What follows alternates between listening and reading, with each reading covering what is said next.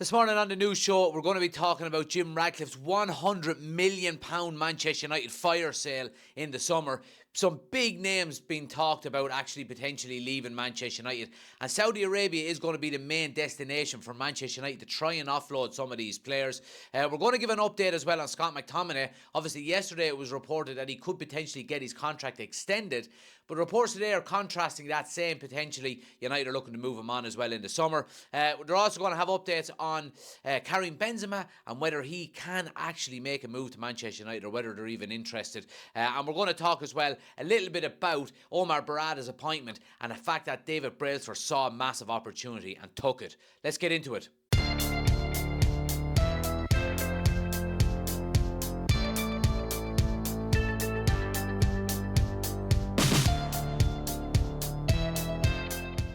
Jack here from the United Community Channel, and let's get straight into the morning news. We're going to talk about Jim Ratcliffe and the potential £100 million fire sale that he's looking to do in the summer transfer window. Now look, we've heard all the reports suggesting, the main players that we're looking to move on in the summer. But this report coming out from Peter Hall is suggesting that the likes of Mason Greenwood, Scott McTominay, Hannibal Mabry and Alvaro Fernandez are going to be the bulk of this £100 million, I suppose, fire sale that he's looking to potentially move these players on. I think these are all players potentially that can move on from Manchester United.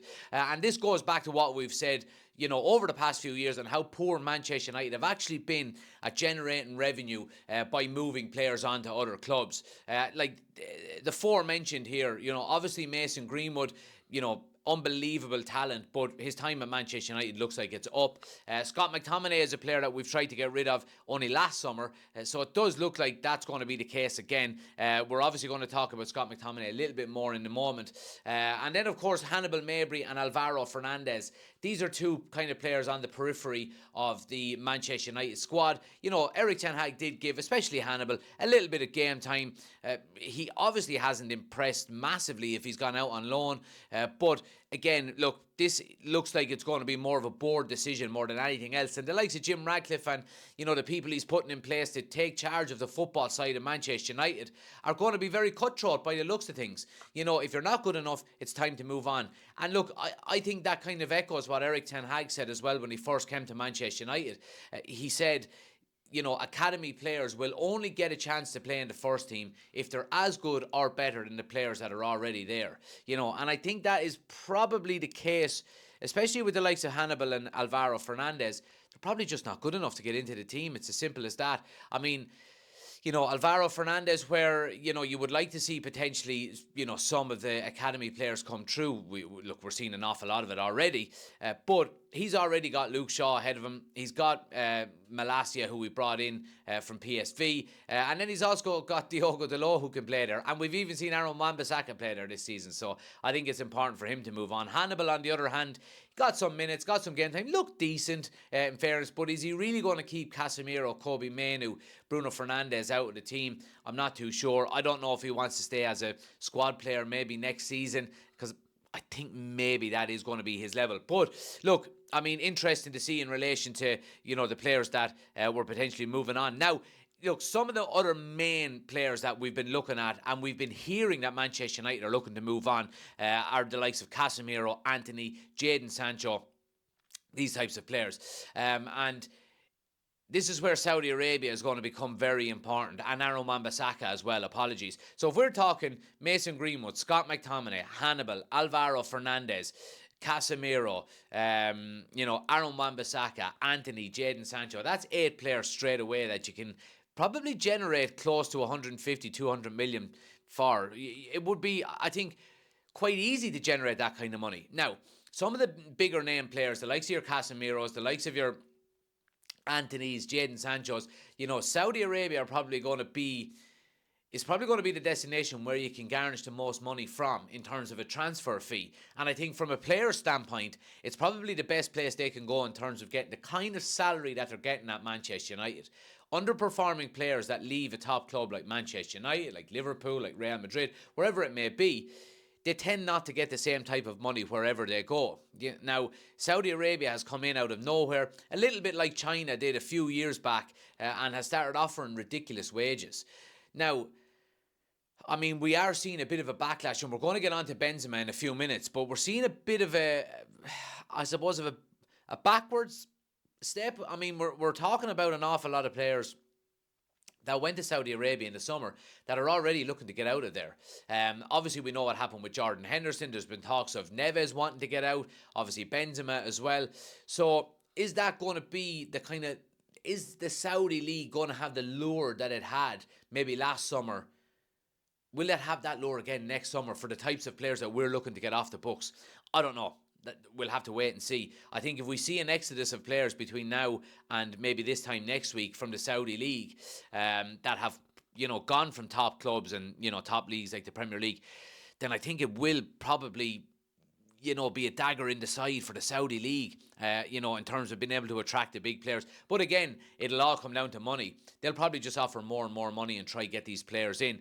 But, Casemiro, Anthony, Sancho, I made my thoughts clear on, of course, Anthony and Sancho previously. I think it is time to move them on. And if we can move them on to the likes of Saudi Arabia and get some big money for them, then I think brilliant, fantastic. I would like to see Casemiro stay. I wouldn't lie. I would like to see him stay until for another 18 months. I would like to see him stay for the rest of this season and then next season as well. That may be as a squad player or a rotation player. I don't think he should be the first name on the team sheet every week. I still think we should go into the transfer market in the summer for a defensive midfielder, maybe a younger one that can learn off of him for 12 months before he takes over. But look, if we do decide to move him on and the money is right, I'm all for it. Again, we talk about the sentimentality issue that fans have, and I think we have to be a little bit cutthroat now when it comes to clearing out this squad. And I'm not going to put Casemiro into the deadwood category, but if he's deemed surplus to requirements by Jim Ratcliffe, by Eric Ten Hag, whoever it may be, we know Jim Ratcliffe didn't like the finances behind Casemiro, the age he was, the profile, the money we're giving him, the length of the contract, so on and so forth. So I wouldn't be surprised if Casemiro does leave in the summer. I wouldn't like to see him leave, but it may be the case that he does. Now, let's talk a little bit about Karim Benzema. And of course, he's been linked with a number of clubs in the Premier League over the last week or so. Basically, it's been reported that he wants out of the Saudi League, even if it's on a loan deal for the remainder of the season. And look, Manchester United have been inevitably linked with him. Of course they have. We're linked with everybody and anybody. I think I've been linked with Manchester United 3 or 4 times at this stage. But Karim Benzema to Manchester United, we spoke about it on a number of occasions over the last week or so. And I basically said that I just don't know how a loan deal would work and how financially it would be structured by Manchester United, given the fact that, we're concerned about financial fair play regulations and actually spending money at all in this January transfer window. And Fabrizio Romano has come out with something similar. He says, as of today, and after further rumours following the absence of Anthony Martial, an approach for Manchester United for Karim Benzema is still unlikely due to the total cost of the operation. United don't want to do this kind of deal because of FFP. And look, again, it basically echoes what we've been saying for the past few days. And what a lot of people, in fairness to you guys in the chat, have been saying as well.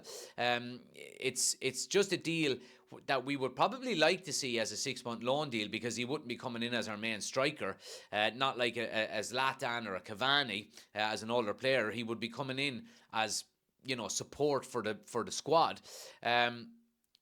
But the finances just don't match up. He's on too much money at Saudi Arabia. If he's allowed to leave on loan, are they going to allow him to leave and pay his wages at the same time? That just doesn't make sense from a business standpoint, regardless of how much money you have.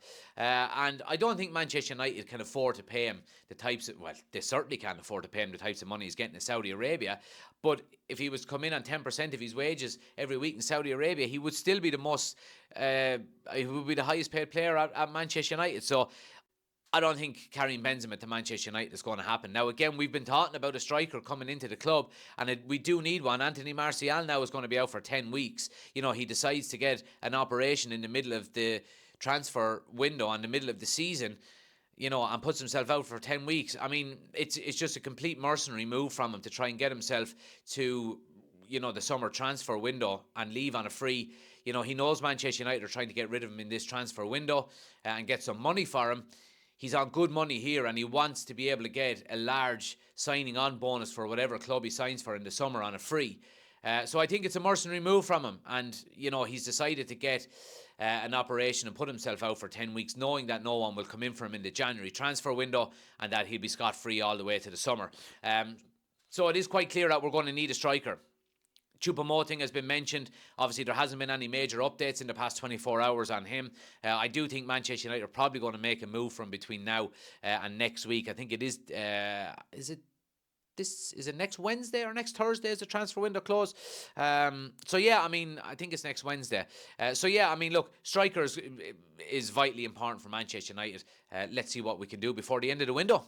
Now, let's talk a little bit about Omar Barada and the actual acquisition of the man himself. And some reports have been coming out by The Athletic as well. Very interesting report. I'd advise anyone to go and read it if you can, about Omar Barada and the fact that David Brailsford, was a keen admirer of him and so on and so forth. But just to give you a little snippet from the report, word reached Sir Dave Brailsford that Omar Barada would only leave his role at Manchester City operations officer for a huge club at the level of Real Madrid or say Manchester United, and he thought it was worth asking about him.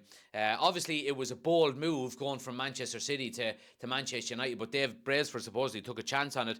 The approach was made, a meeting was arranged, and Brailsford left his encounter with Barada impressed. Further meetings followed with Sir Jim Ratcliffe, but the key final get-together came in Monaco between Barada, Brailsford, Ratcliffe, and importantly, Joel and Avram Glazer.